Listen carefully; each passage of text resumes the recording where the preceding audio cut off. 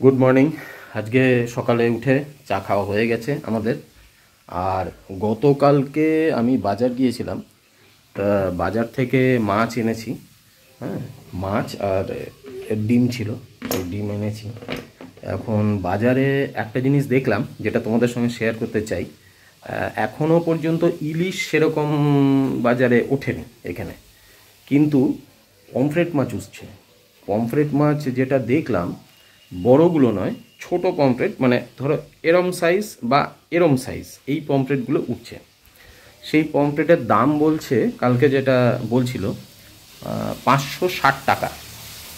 আর কোনো জায়গায় 70 টাকা, কোনো জায়গায় 80 টাকা, এরকম পমফ্রেট মাছের দাম বলছে। সাইজটা ছোট, কিন্তু দাম এরকম বলছে। এটা যত বড় সাইজ হবে একটু দাম বাড়বে। আর ইলিশ মাছের এখনও পর্যন্ত কোনো সেই লেভেলে, মানে যেটা হয় বাজারে গেলে শুধু একটা মাছই দেখা যায়, সেটা ইলিশ মাছ, সেটা এখনও শুরু হয়নি। কালকে দই জলটা দিয়েছিলাম, কিন্তু আর জল আর দিইনি। দই জলই বেশ অনেকটা প্যাকেটগুলো ছিল, তো সেইটা দেওয়ার পরে আর কিছু দেওয়া হয়নি। তো চলো এবার একটু ওদিকে রান্না তো বসিয়েছি, কি রান্না করছি সেটা তোমাদের সঙ্গে পরে শেয়ার করছি। আপাতত জল কিছুটা দিয়ে দিই। আর এটা সেই মাসিমার গাছটা দিয়েছিল, আমি আর টবে বসাইনি, কিন্তু টবে বসালেই ভয় হয় যে গাছটা না মরে যায়, অনেক সময় হতে চায় না। আমার ক্ষেত্রে তো তাই হয়। তো চলো, আজকে একটা দুটো তিনটে, আজকে এই হয়েছে ফুল। তো আজকে করছি রান্না, পুঁই ডাঁটার তরকারি তো আছে, আর এখানে দেখো টমেটো কেটে নিয়েছি, পেঁয়াজ আলু আর মাছটা ভেজে নিয়েছি। এবার আজকে ভাবছি একটু ঝাল দেওয়া করব, কারণ একটু পোস্ত আর একটু সর্ষে দিলে বেশি ভালো লাগে এই সব ঝালে। তো সেটা এখন আপাতত আর করছি না, আপাতত প্লেন কালো জিরে দিয়ে ঝাল করব। ভাত বসে গেছে এখানে, দিয়ে দিচ্ছি কালো জিরে। কালো জিরের গন্ধটা বেশ ভালো লাগে, তার সাথে যদি একটু পরে কাঁচা লঙ্কার পেঁয়াজ, ব্যাপারটা আর একটু জমে যায়। দিয়ে দিচ্ছি একটু নুন, আর নুনের সাথে ভাজলে একটু নরমও হয়ে যাবে। আগে না আমি হলুদ দিতাম, তো হলুদ দিলে দেখি প্রথমে হলুদ দিলে একটু কেমন যেন বেশি তাড়াতাড়ি লালচে হয়ে যায়, বা বেশি তাড়াতাড়ি একটু পুড়ে যাওয়ার সম্ভাবনা থাকে, যদি না তাড়াহুড়ো থাকলে তো আরোই হয়। সেজন্য এখন কী করি, আগে একটু ভালো করে কাটলে নিয়ে নুনটা দিয়ে দিই, তাহলে একটু লালচেও হয়, আবার পুড়ে যাওয়ার সম্ভাবনাটা কম।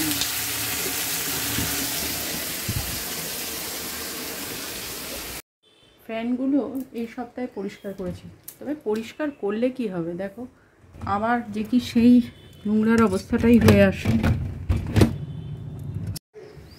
পর্দাগুলো কাচলাম, কিন্তু আবার কিছুদিন পরে আবার সেই একই প্রসেস হয়ে যায়। তবু মাঝে মাঝে কাচতে হয়, কারণ একই গতিতে তো চলা যায় না।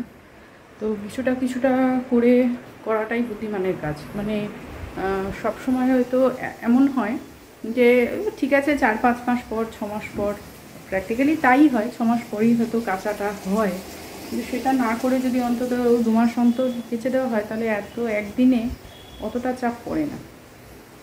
তো যাই হোক, আমিও মোটামুটি কিছুটা গোছগাছ করলাম, পরিষ্কার করলাম, সেজন্য 2-3 দিন ধরে একটু বেশি চাপটা হয়েছে।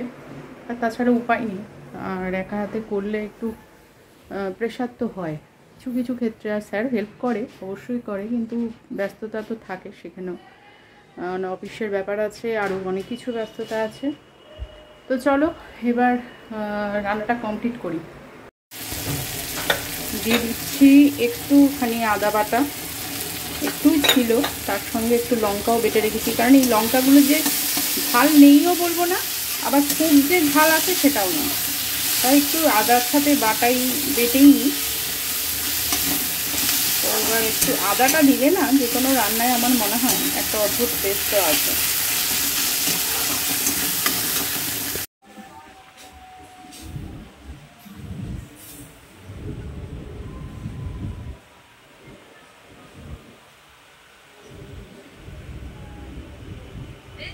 আজ সকালে অফিসে বেরিয়েছিলাম যখন, তখন প্রথমে গেছিলাম ট্রেজারিতে, বিল জমা দিয়ে ওখান থেকে সোজা চলে গিয়েছিলাম দীঘা যুব আবাস, মানে দীঘা ইউথ হোস্টেলে।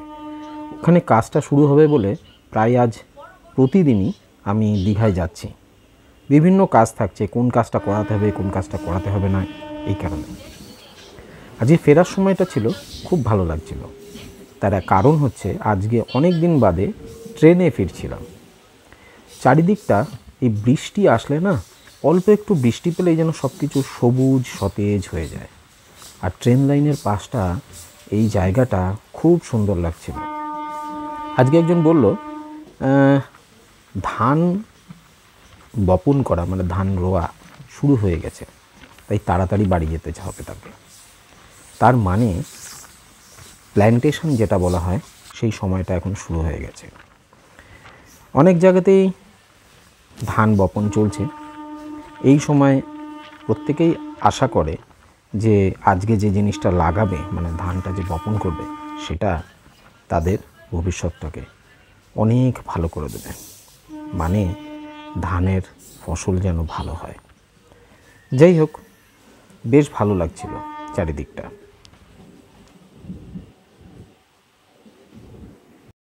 আশাপূর্ণা দেবী স্টেশনে যখন ট্রেনটা দাঁড়িয়েছিল তার পাশে এই জায়গাটা দেখতে পাচ্ছিলাম।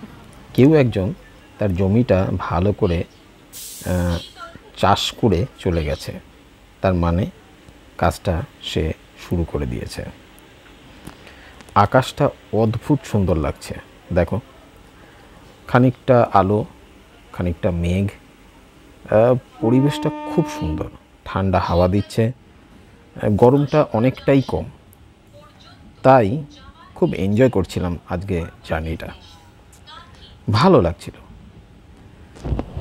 আর একটা জিনিস ভালো লাগছিল যে আমাদের কাজটা হোস্টেলের খুব তাড়াতাড়ি শুরু হবে। তো এখন বাজে 10:30 তো হয়েই গেছে। তো চলো এবার খাওয়ার টাইম। আর আজকে রান্না একটা ডিমের ডালনা করেছি। স্যার একটা দেশি ডিম এনেছে। আমরা খুব একটা দেশি ডিম আমাদের খাওয়া হয় না, ওই সাদা ডিম যেরকম নর্মাল হয় সেরকমই খাওয়া হয়, কিন্তু এত ভালো হয়েছে তরকারিটা খেতে। তোমাদের সঙ্গে একটু শেয়ার করি। দেখো এখানে মানে জিরে আদা বাটা দিয়ে আর কি রান্নাটা হয়েছে, খুব সুন্দর হয়েছে খেতে, নিজেই বলছি। আর এটা হচ্ছে চিচিঙ্গা ভাজা, এখানে হয়েছে পরোটা। তো এখন রাত্রের মতো চলো, আজকে অনেক রাত হয়েছে, ব্লগটা এখানেই শেষ করছি। খাওয়া হয়ে গিয়েছে।